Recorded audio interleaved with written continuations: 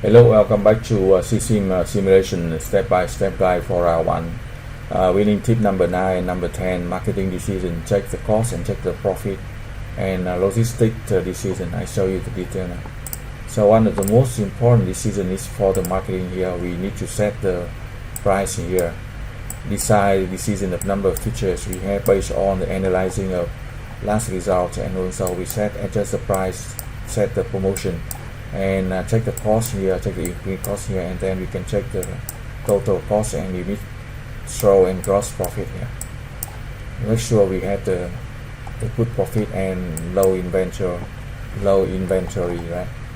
We do that for all the three markets. We do that for all the three markets, so we need to set decision for six times. Check them again, check the number of features, check the selling price based on the price of competitors I show you. So you always need to look at the results and market report to see the price of the top competitors or the leading companies, and then we can decide.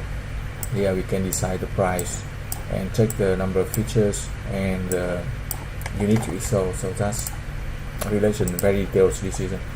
For example, you look at the Eurotel, we increase the number of features and set decision for the price, and keep track of the unit cost here, and check of the gross profit and cost and gross sales here, and total cost and gross profit, right?